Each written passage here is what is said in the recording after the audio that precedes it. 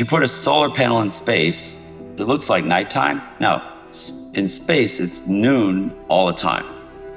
The sun is shining all the time. So a solar panel in space would get 8 times as much energy. And then they can beam that energy down to Earth using radio waves. It's a way to make carbon-free energy that works 24/7 anywhere in the world. You just beam it to each city. You don't even need storage. You don't need transmission lines. People right now are wound up about this question of whether governments will control crypto. What I believe is in the long run, crypto will control governments. And the reason is this is just a better way for humans to organize ourselves.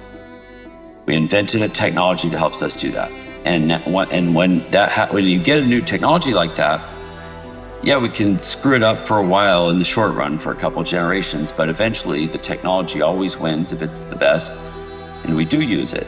And so blockchain right now is a very important tool that has a lot of potential, and eventually we'll use blockchains to help us do a better job of orchestrating civilization. A century from now, could we have all electric cars? For sure. Could we have solved the energy problem and make clean energy instead of burning everything? For sure. A century from now, could we have cured cancer? For sure. Like we have all these things. So for me, I just look at it that way and say, all right, well, does it have to take a century, or could we do it in 10 years? Thank you for joining Once Changing the World, India's first Future Tech Meets Sustainability podcast. I'm your host, Eddie Addy, and today I'm delighted and honored to have with me Mr. Pablos Holman, a legendary hacker, inventor, futurist, and currently the general partner of DeepFuture, a venture capital firm investing in inventors and entrepreneurs tackling the world's largest global challenges, and the author of the new book, DeepFuture, Creating Technology That Matters. Pablos has helped shape the future in ways most of us can only imagine. He's built spaceships with Jeff Bezos at Blue Origin, created the world's smallest PC, and pioneered 3D printers at MakerBot. Holman was the founding member of Intellectual Ventures, founded by ex-Microsoft CTO Nathan Myhrvold. He's worked on everything from brain surgery tools, hurricane suppression machines, a nuclear reactor powered by nuclear waste, to a laser that zaps malaria-carrying mosquitoes for Bill Gates. With over 70 patents and projects that span AI, robotics, and printing food, Pablos is the rare mind who turns science fiction into reality. So Pablos, really appreciate you taking time and being part of the podcast. So you've been an hacker, so I wanted to start with that. How would you characterize the current big tech landscape? Are the increasing layers of security genuinely creating robust fortress? Are they hack-proof, or are we seeing more sophisticated attack vectors operating in the shadows? And is there any crazy or memorable moment from your hacking journey that you would like to share with the listeners today? Well, I don't work on computer security anymore, but the main reason is because you eventually learn that it is a war of escalation. So for everything that gets built, whenever you're just trying to build something, that could be, a car or an iPhone or Amazon Web Services, whatever you're building, you're trying to make it work for the people who need to use it and your customers, And so you don't really have, in most cases, the time or the budget to go spend a lot of effort figuring out all the deranged stuff that hackers might try to do to it. So almost by definition, everything comes insecure. And over time, there's a kind of cat and mouse game where, hackers figure out things that they weren't supposed to be able to do. And then you get criminals who turn into, try to turn that into attacks they can use to extract value in some way or whatever they're trying to do. And then eventually we figure out what the problem is and we patch it up and we run system update and we keep going, and you end up with some damage, but usually not catastrophic damage. And it's not a game you can win. It's a game you can lose by not playing. but it's not a game you can win. And so that's not the kind of game I want to play. I want to play a game. I want to make up a new game that I can win. So I don't have a specific interest in that anymore. I mean, I worked on it for a long time.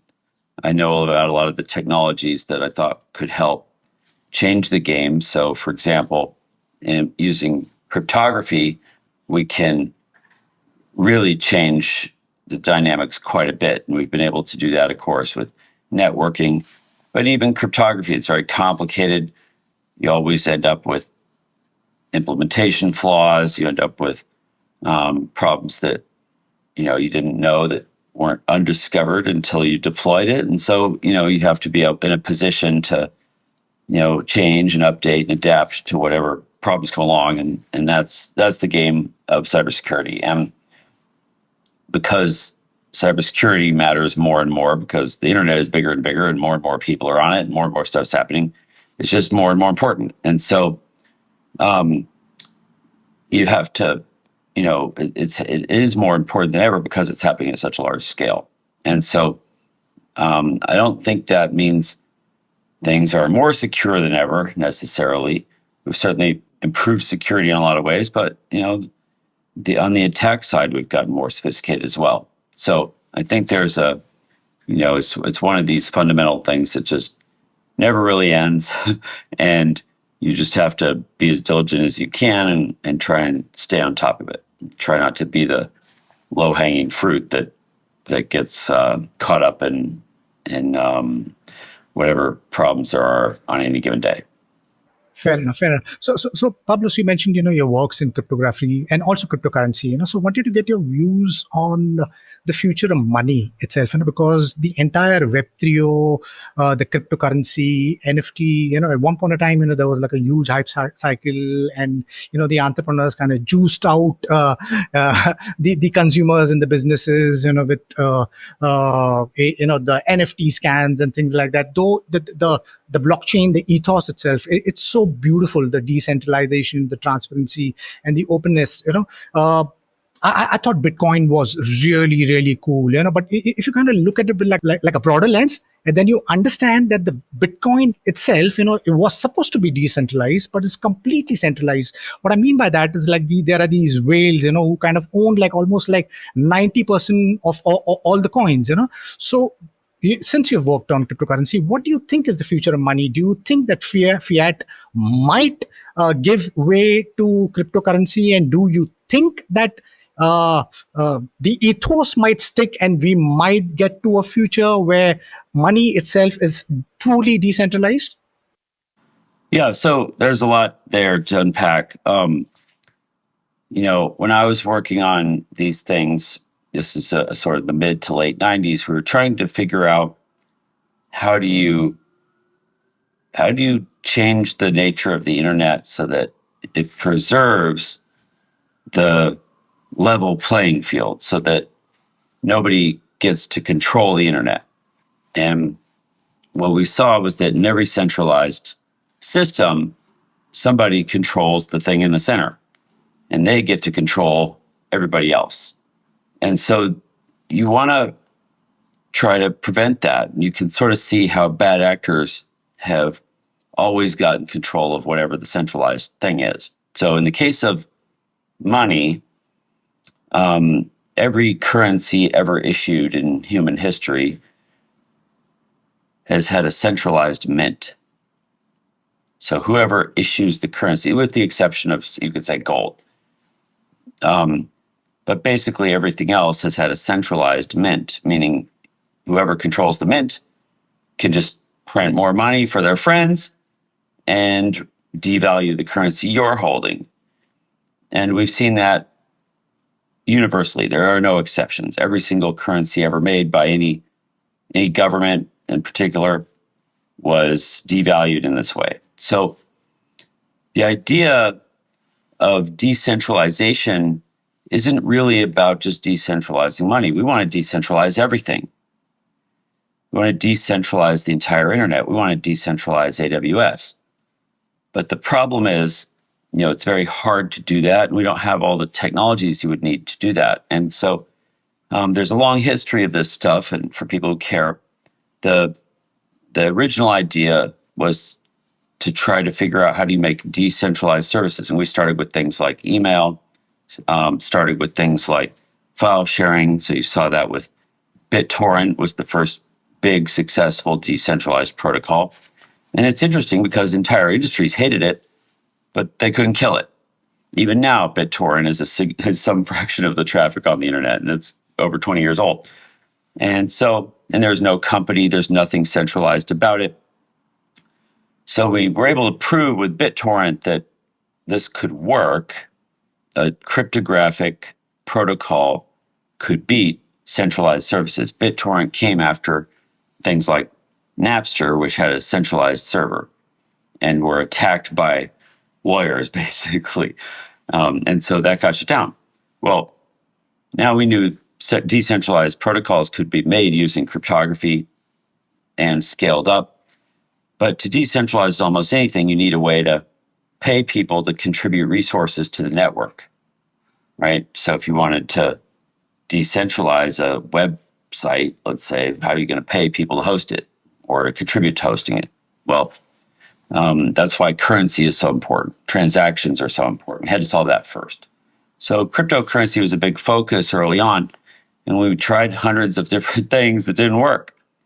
And we were able to decentralize everything except the mint until Bitcoin. So Bitcoin solved that last big problem. How do you decentralize the mint?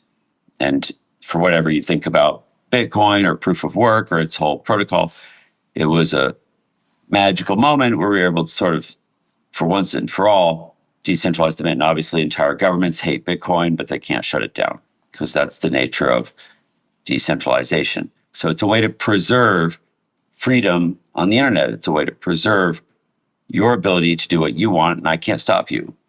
And there are wildly different opinions all over the world about what's okay and what's not okay. And we don't want, everybody to be under the rule of one centralized service, whether it's a government or a Facebook or or whatever. So that's the idea. Bitcoin obviously succeeded beyond anyone's expectations in a sense. Early on, we didn't know it was going to be successful. We thought we were sort of testing another one that wasn't going to go anywhere, like all the ones before it. But it marks a really important moment in time.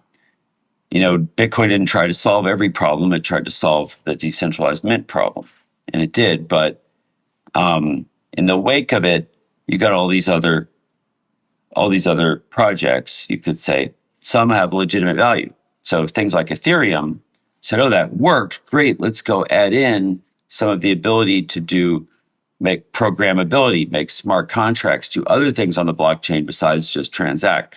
And Ethereum was an early and also probably because it was early successful attempt, not exactly the best architecture for that, but it was a good start. And now we have things that have better architectures, but much less of a user base. The hype cycle sucks in a lot of ways. I don't have any interest in the currency speculation or get rich quick stuff, and certainly none of the scammy bullshit that happened. I mean, it's really unfortunate, but the good positive side effect is, when people are getting rich, everyone pays attention.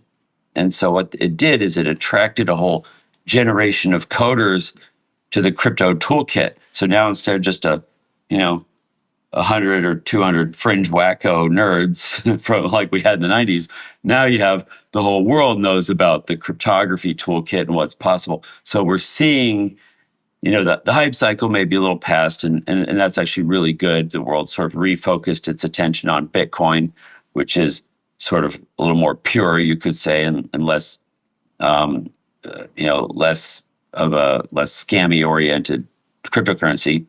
I don't agree with you that there are whales that have 90% of Bitcoin. It's definitely more diffused than that. So if you're talking about, its stability as a currency, I think, there are people who got there early. There are people who mined a lot, accumulated a lot.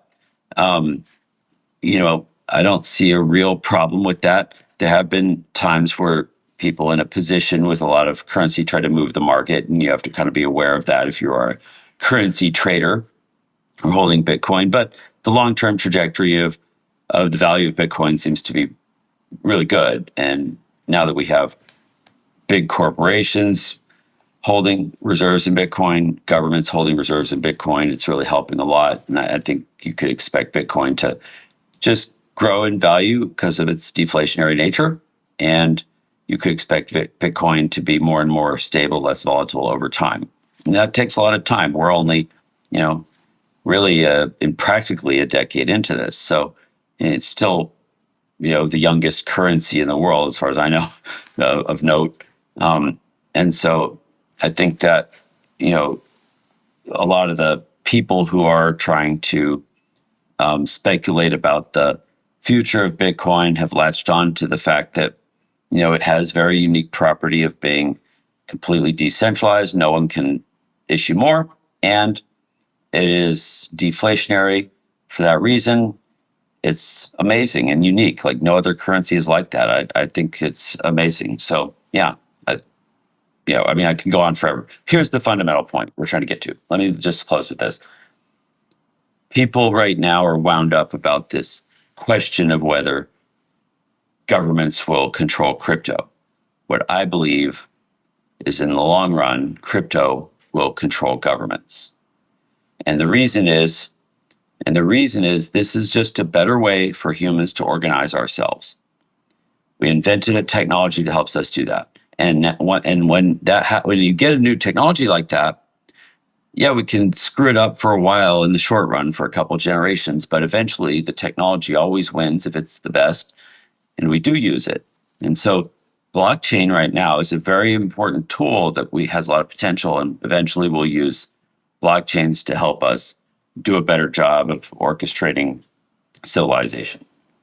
Right. So Pablos, That's the short answer. No, completely. So Pablos, I completely double you the potential of blockchain and Bitcoin itself. I think you rightfully pointed out it's truly one of those currencies which is like completely decentralized in nature.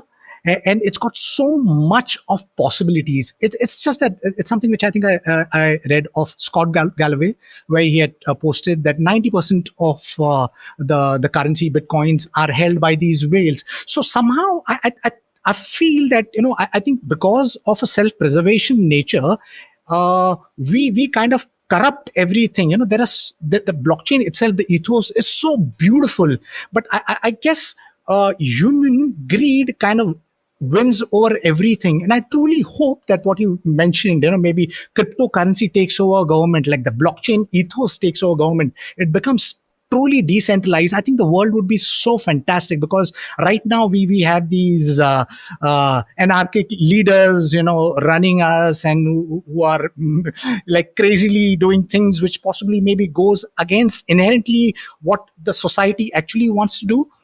So I hope that we go into a world which is completely decentralized, where it's the bottom up approach, where people kind of join in from all around the world. So because so far, Pablos, unfortunately, it's been the nature that because US has been leading the world, the dominant power. It's been US which kind of dictates everything. And I hope that, because we live in a very diverse world, I hope that there's more voices from all around the world coming in, because I think we're the cusp of the most fantastic time of human history. We are the cusp of creating a tool which is self-replicating, and maybe it could branch out into a separate species itself. I'm not so very sure where us as a human species with a hubris, whether we are responsible enough to create, because I think we be all in a race, because to acquire this tech, because we, with all these nations and these big tech companies, they understand that once you hold on to these technologies, whoever gets these technologies, you acquire an undue advantage over the others. So we seem to be in this forever zero sum game. I hope that we kind of break away from that. So your new book, DeepFuture, Creating Technology That Matters, will be great if you can kind of give us an overview of the book, because in the book you kind of mentioned that computation has seen exponential growth, but other areas, healthcare, energy, education, food, has been incremental. But you might also mention, but everything changes in the next few years, because you say that you're at the cusp of solving some of the biggest questions. It will be great if you could give an overview of the book and elaborate on the same, please. You expressed a bunch of, sort of hopes and dreams and frustrations all at once there about, where's the power, where's the control, what's happening in the world, U.S. is dictating too much of what's happening around the world, but it's hard to pick a better dictator. So, like, what do we do? And so I agree with you that, we kind of all want to get past that. You mentioned, that I don't know if Scott Galloway's math is correct about Bitcoin. I'm certain that there are people who hold a lot. But this is also a temporary condition. I mean, he's obviously very concerned about things like inequality and wants to see how we solve that. So he's going to be pissed off whenever somebody has more than anybody else. But that is a natural moment in time for anything, and it has to get diffused over time. If you're honest about it, Bitcoin can only get diffused over time, and it will become more and more equal over time. Those people die off, their kids will get it, they'll blow it on Lamborghinis. The next thing you know, the whole world will have access, have distributed Bitcoin more evenly, you could say. So that takes time, and we're impatient, but none of that is true about the US dollar.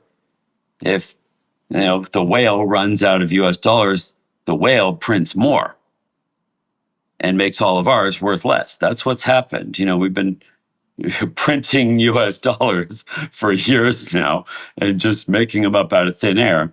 And those of us who are holding them have less valuable dollars. That'll never happen with Bitcoin. So I think on a long time horizon, even Galloway would be proud of Bitcoin. Okay, but that's not, I think what's important to understand. The thing that matters is that, humans have this, continual series of problems that we need to solve. It's just, some of it's just, how do you feed ourselves? How do you keep your kids from dying? How do you, make it to tomorrow? Some of it's that stuff. Then we have these, societal scale issues. How do we handle governance? How do we live up to our potential? How do we make things better? We just constantly have problems. But the beautiful thing about humans, unlike most other species, is that we actually have this ingenuity to solve problems. We can come up with new ideas. We can try new things. We have 190 some different countries, and each of those is like a different experiment. Each of those is trying a different way of governance. Each of those is trying a different set of cultural norms and values. And I think that's amazing. It's beautiful and amazing because we try different things, and some are better for some things and some are better for other things. And you kind of need that diversity to optimize. So what's missing, I think, in our, say in my lifetime and yours in the last maybe 20 years, is that on one hand, that ingenuity is at an all-time high. Like, we've been able to make this incredible tech industry that made computers go everywhere, help with so many problems. We're so much better and more efficient at so many things, but we sort of turned ourselves away from inventing and developing and building all the other kinds of technologies that could help. So we live in a world, we think we have just an amazing world full of technology, and really it's a world full of software. That's the only technology we've been working on. We don't have a big tech industry, we just have a big software industry. And so what my book is about, and what I've been working on, is trying to figure out, how do you go build all these other technologies? How do we go solve bigger problems? The tech industry is busy figuring out how to get, burritos delivered to your dorm room by a drone or something. Well, what about solving big problems? What about solving, we're making like Zoom and Slack and Snapchat and who knows, like, these are okay. They're nice to have, but you could live without them. Nobody can live without energy. Nobody can live without food, water, waste, sanitation, construction, manufacturing. Like these are things, industries that are trillions of dollars. Every single human on earth relies on them. And Silicon Valley hasn't touched them. So when we're talking about what deep tech means, to me, what that means is going after the bigger problems, using the technologies that we can invent that can solve them. And it's usually not just software. All the things you can do with software, we've pretty much done them. Yeah, we can reinvent them as mobile apps, and then we can reinvent them as AI apps. But basically, all the things you can do with software, somebody's taking care of that. So I don't think it's that important to focus on it. But in the book, I show a bunch of examples of things of technologies that are coming that could make a huge difference. Let's just give you some.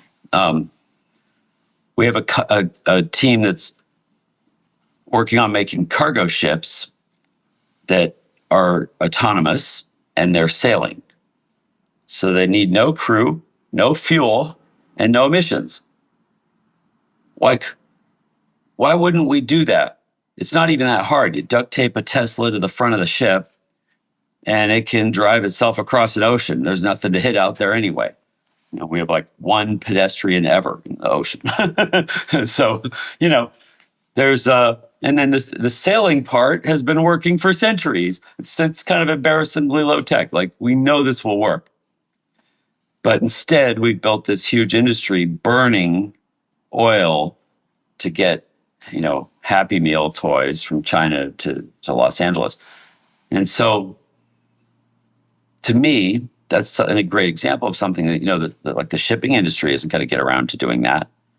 But they're spending $5 out of $6 in the entire industry on fuel. They literally burn $5 out of $6 in the entire industry. We don't need fuel.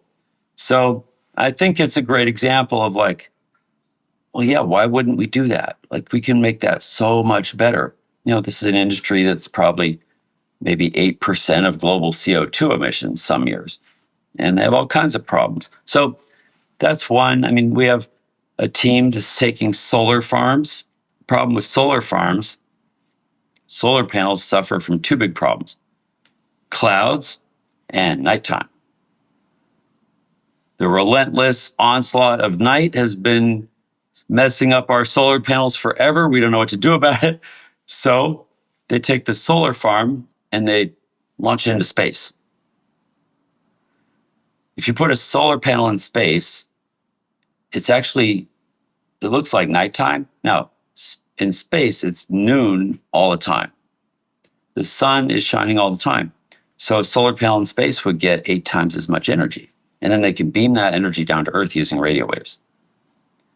And so something like that sounds like crazy science fiction stuff, but you know what? We already solved all the hard parts. Solar panels are working.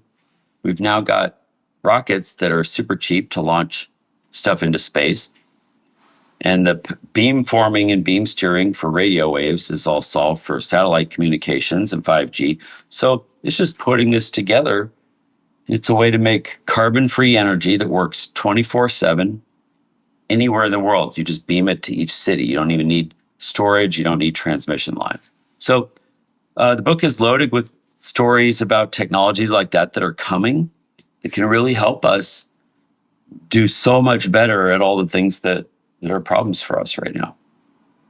We live in a world where it's like we go towards the same thing. I mean, it's again, I think it goes back to the money, and how the investors look at things. If you solve one problem and everybody is like just going to the same thing, because I mean, that's where, I mean, we don't use first principle thinking, because if we've sorted or solved one problem, we have these blinkers of sort, and we don't look outside the horizon. I hope that kind of change. So you mentioned about the cargo ship sailing without, autonomously, and you also mentioned about the solar panel in space. These are beautiful ideas. Are there any brave entrepreneurs who are picking that up? And will be great if you could also talk about your deep tech venture fund. What are the ticket size that you invest in each startups? And it will be great if you could speak about some of the portfolio companies that excite you the most. Yeah. So all the things that I'm working on, um, we have there are startups, there are companies, there are entrepreneurs that are building those things. I'm an investor, so I'm helping them get going, but they're doing all the hard work. And yeah, all those things are possible, and there are people working on them, and they will happen. Yeah, for sure. So we run a small venture fund that tries to focus on helping these inventors get out of the lab or out of the garage and into a startup, which is very important. A lot of these folks have something really magical, but in order to really bring it to life, they need to, the startup is kind of the machinery that works the best for doing new things. Silicon Valley is like thousands of $1 million experiments. And you have to do that to figure out, which of these things are going to succeed. And, so not all of our companies will succeed, but we have to try all these things. And, if any of them succeed, it'll make a big difference. So, yeah, I think that's what I focus on. So we're often like the first investor for people who've invented a real breakthrough in something. Right. And what's the ticket size which you invest in each companies? And it would be great if you could speak about the portfolio companies that excite you the most. Yeah, we usually put the first couple $100,000 into a company. And that's not all the money they'll need for sure, but a lot of times it's very important because it's the hardest stage to get any help or support. It's the money that can sort of get them into a startup context so that they could, really get on a track that could raise more money. We focus on investing in technology. We want to see something. We want to see a force multiplier. We want to see, do you have something that could make something 10 times better or 100 times better? Sometimes it's 1,000 times better. To me, that's really exciting, and that's the kind of thing we're looking to be helpful with. Most investors don't invest as early as we do. That's pretty rare. They need to see, a spreadsheet. They need to see customers and revenue and growth and those kinds of things. They're coming from a very finance-oriented perspective, and so any successful startup is going to run into those investors later on. But at the very beginning, you don't have any of that stuff. You only have your technology.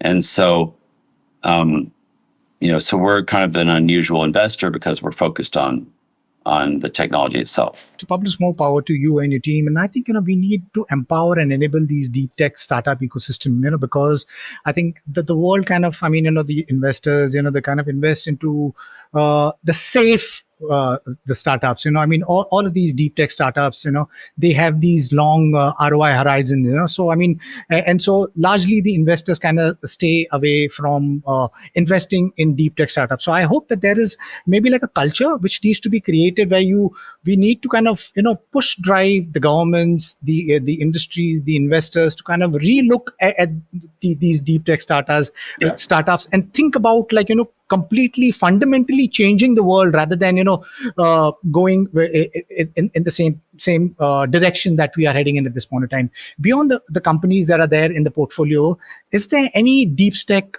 startup or project that has impressed you, has caught your attention, that you would want to invest in? Oh yeah, well, first of all, this is the moment when all of that is changing. Like investors, who I call SaaS holes, the ones who invested just in SaaS. We call it venture. It's not venture. They're not doing anything new. They're not really going out on a limb. They're not bringing any new technology to the world. We should come up with another name for that. But the good thing is investors are being attracted to deep tech because this is where the biggest opportunities are. If you're investing in a Zoom or a Slack, you might have a TAM of a market size of that tens of billions. And that could seem exciting if you're a SaaS investor. I was talking about shipping. Shipping is a $2 trillion industry. Nobody in SaaS has a TAM of $2 trillion. I'm talking about energy. That's the biggest biggest industry in the world, 15 trillion or more. Well, nobody has a TAM like that. We're in manufacturing and, semiconductor lithography, and, we're in so many other industries. Our TAM is like $100 trillion for what we do. So I think investors are kind of starting to catch on that they've been missing out on the biggest opportunities. And so that's helping with deep tech. And it's both huge and growing. For me, all the things we do are very early. We're kind of like investing in the things that sound the craziest, but, at the beginning, they sound like crazy technologies. Late stage deep tech, you know what we call that? Industrials. It's like the least crazy thing. You look at the successes, the biggest successes, I guess you could say, in the last couple of decades are things like Tesla. Tesla entered an industry nobody thought was possible to enter. Not only did they make an electric car, they made an electric car company, which nobody made any car companies in my lifetime that I can remember. The other big example, of course, is SpaceX, and they seem to have something in common. I can't remember what it is. Those companies are very special. Why? They are deep tech companies. How were they built? They were built by software guys. Elon hired software guys and told them to build a rocket. There's almost nobody at SpaceX at the beginning more than like 27 years old at the most. I had a buddy who was there. He was 40. He was the oldest guy at the beginning at SpaceX. First thousands of employees, all under 27 years old. Software guys who figured out how to build a rocket. Tesla, software guys who figured out how to build a car. And why is that important? It's because software people are the only ones who have, in one lifetime, experienced, have an idea, build it, ship it, scale it, sell it, maybe do that 2 or 3 times. In every other industry, people started their career at like chapter 37. Nobody was around for the beginning of the shipping industry. There's not a single person in that industry who was around at the beginning. Their great-great-grandfather might have been around, but they weren't. And so they don't have the mindset of doing new things. They're doing the same thing they've been doing for a century or more. So we need to learn these important lessons of what works from Silicon Valley. And then we need to aim the things that work, the skill set, the operating methodology, and the toolkit, we need to aim that at bigger problems. And that's really what deep tech is about. That's what I'm really trying to convey in the book. So the book is loaded with not only examples of big problems and technologies that could solve them, but also like, how do we do this? What did we learn from Silicon Valley? And there's lots of things that suck about the Silicon Valley tech industry, but we want to learn the things that are good, steal those, and then go build with them. So. Exactly. Yeah, I think there are so many things. Like you mentioned out, how these young people at Tesla are shaping the future. I think it's not just young. I think even if somebody is old, I think it's the mindset. You need to move with the time. But I guess we get stuck with a certain belief, and we don't want to change with time. And I guess that's what is creating the problem. You work with giants like Bezos and Gates. What's the most important lesson you learned about turning audacious visions into reality from these great minds? Well, there's a couple of things. I learned a lot. Working with Jeff was really important for me because I got to learn to think about problems on longer time horizons. A lot of the problems, even the things you were talking about earlier, societal problems, a lot of them are things that, well, if you look on a longer time horizon, we're actually doing quite well, right? If you are freaking out about whatever's in the news today, it's probably not the same thing you were freaking out about last week. And by next week, you'll be on to something else. So why waste any time freaking out about it? You're not going to solve these problems anyway. So if you look, and most people can't affect the things that are on the news. But if you look, you probably can't even remember what you were freaking out about last year. What was the big problem last year? I can't even remember.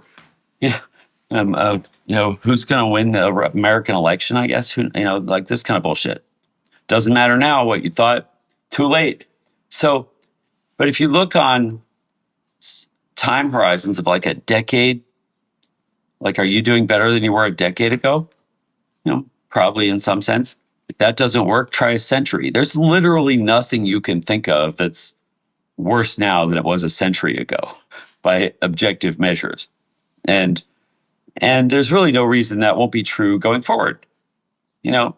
So on a century from now, could we have all electric cars? For sure. Could we have solved the energy problem and make clean energy instead of burning everything? For sure. A century from now, could we have cured cancer? For sure. Like we have all these things. So for me, I just look at it that way and say, all right, well, does it have to take a century, or could we do it in 10 years? And then pick one of those things. Like, we don't need to be freaking out about whatever's going wrong in the world. Yeah, there's always some problem. There's always been some problem. Who gives a shit about this problem? You're not going to fix this problem. Work on something that's going to take you 10 years, that's going to matter. And pick any problem you care about. Work on it for 10 years. Ignore all the other bullshit going on. Ignore the news. Get off of, the doom scrolling. Just work on the thing you care about for 10 years, and you will make progress. And you will have a meaning in your work. You will have made a difference. Like, that's where the action is. Just do that. And so I think there's so much potential to do that. Deep tech is a really easy cheat code for getting in on that, because almost everything we do has huge potential. I think it's important for people to feel like the work they're doing has meaning. It's hard to really convince yourself of that if what you're doing is trying to sell more ads on the internet. And so, I think for a lot of people, there's a lot of opportunity here to really make a big difference in the world. So working with Jeff really opened my eyes, because Blue Origin is a 1,000-year project. To make rockets that can make it as easy to go to space as it is to, fly to a different country. Like, we're getting there. And so, but, we started Blue Origin in 2001. It's 2025. We're 24 years in, and, SpaceX got a lot further already. Blue Origin is catching up, but we kind of need all these things to really scale it up, and we're finally getting somewhere. It takes time.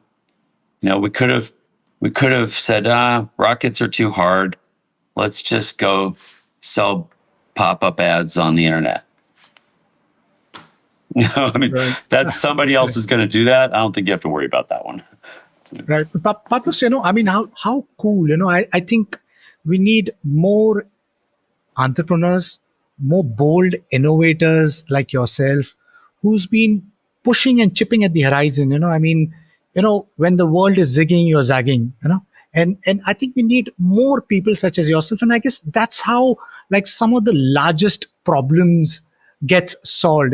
Just like you said, it's hard work. It's not easy. It's going to take time. There's 24 years in, but still, it's one chip at a time. And I guess, I'm sure in the next few decades, thankfully, because of the efforts that you started maybe 24 years ago, maybe in another 20 years, like in a decade, we'll be spacefaring civilization. And I think we need to do that, because Earth itself, we have a lot of problem. And I think because of a self-preserving nature, we are the cusp of global warming. We're killing our planet. So I think, thanks to you guys, and thanks to bold innovators such as yourself, who think far ahead. And I hope that the listeners and the world itself changes. We think a little ahead because the world itself is changing, so it's accelerating at the speed light with all of these tech stack which is converging. Because earlier it used to be just one tech stack. Now there's these bunch of tech stack. There's quantum computing, there's nanotech, there's robotic, there's autonomous vehicles, there's artificial general intelligence. We are at the cusp of kind of building that. So it's an exciting as well as scary world. Would love to get your intuit on the future. The next 10 years. What the world is going to look like, in terms of like the work. What's the future of work? What's the future of learning? What's the future of healthcare in the next 10 years? When you look at what, like the history of humans, we're basically evolved to work, right? Probably until like a century ago, everybody had to work all the time just to get enough food to kind of keep it all going. But the Industrial Revolution made us very efficient for the first time. You could kind of slack off because machines were making it easier to make food and all the other things that you needed. And I think that was an important inflection point where we got free time for the first time. And free time turns out to be a very difficult thing for humans to handle. Right now, we have so much free time that we had to invent the entertainment industry to fill it. There was no industry making TV shows and movies 100 years ago. How much time does people spend watching those things? There was no influencers. There was no TikTok or Instagram. There was no YouTube. There was books, but most people didn't even have access to them. Like books is pretty new. So the entertainment industry is kind of a new thing on an evolutionary scale for humans. And I don't know that we're handling it so well. We aren't being so productive with our free time. You would think, you get free time, you'll be able to, take care of your parents. You'll be able to go spend time, feeding the homeless. You'll be able to work on your art projects. You'll be able to make, some people are making more music than ever. We complain about it not being lucrative enough, but more people are making money off of music than ever. And so it's one of these things where now, like the Industrial Revolution, we have this incredible advancement in our toolkit. Computers finally got they were useful, but now they're really useful. And so they're able to do a lot of the things that people have had to waste their time doing at work. So you're going to get a whole bunch more free time. And I don't think people are ready for that, right? We don't know what to do with ourselves. And so I'm hoping that there will be kind of a wake-up call here and people can start to recognize, okay, I've seen enough Netflix, binge-watched Netflix season 14, 3 times. I'm going to go do something important with my free time. And this is what I think people need to recognize. You need to vote with your time, with your attention, with your dollars. Voting isn't about casting a ballot. If you happen to be in a place where you get to do that, great. But voting is about what you do with your own resources, mainly your attention, your time. And if you care about anything, pick anything you care about, just use your free time to go help with that. Right. I think, thank you for that, Pablos. My last question to you. What comes next for deep tech future? What comes next for you? And you've been invested in almost all technologies, right from artificial intelligence to 3D printing to solving for energy, food, and so on and so forth. What's that one technology that you are laying your bet on, which is going to completely change society or the world in the next decade? Well, so for me,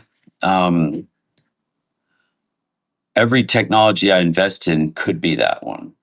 I don't invest in things unless I think they really could make a difference. So we have 30 companies in our portfolio now. We add one about every week or two. So we do a lot. And we want to find more. If you have friends or know people who've invented something amazing, we like to see it. So maybe we can be helpful. But so, yeah, what's next for me is to try to, the reason I wrote the book and share the book is to help other people find their way into helping with deep tech, but also because I want people to know about the kinds of things we're doing to attract more of these inventors, and get more of these technologies into the world and bring them to life. That's what we want to do. And I never get tired of that. And I hope that, I'll get to meet some of the folks who listen to this podcast. That would be amazing. If you might have some inventors out there, and we'll get, some of these things to live up to their potential. We have so many things. I'll give you a couple quick examples. One of our inventors developing a battery that never needs to be charged. It's miraculous. Like, what? Wouldn't that be amazing for the world if your batteries didn't need to be charged? We don't know yet how good it can be or how cheap it can be or what the energy density will be. So there's a lot of work to do to bring it to market. And maybe it'll only be good, it'll at least be good for IoTs. It'll be in every IoT in the world. But maybe it could be good enough for a phone or a Tesla. Imagine if you never had to charge your phone and just ran forever. I mean, this is pretty crazy stuff. We have technologies and we have a company that's doing refining for metals, mining metals and refining them with zero emissions. Smelting is the refining process for things like copper. We need copper. Everything we do, we need copper. But the smelting process is really nasty. It's a huge amount of carbon emissions from that. Well, we can do it with zero emissions now. So lots of these things can be better. We have folks doing automation for apparel manufacturing. They've got a factory line that's fully automated making clothes. And that's never been done before.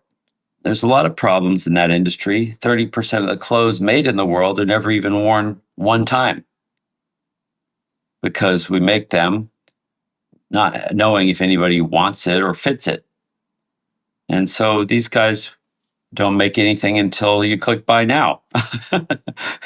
So then we know somebody wants it and fits it. So those are things that are possible. They're just exciting and hopeful ways of advancing the future. And so I'm excited about sharing the book because there's a lot of examples like that in there. And I think that it can give people a hopeful sense of what's possible in the future. Pablos, thank you so much for taking time and being part of the podcast. I'm going to leave behind the link for your book, and more power to you and people such as yourself who are push driving and creating true change. Like I said earlier, you guys are the one where when the world is zigging, you are zagging. And I think we need more people such as yourself. So thank you once again for taking time and being part of the podcast. And to my listeners, if you like what you see in here, then please press the subscribe button. Until next time, see you guys. Thank you, Pablos. Really, really appreciate this. Yeah? Awesome. Thank you.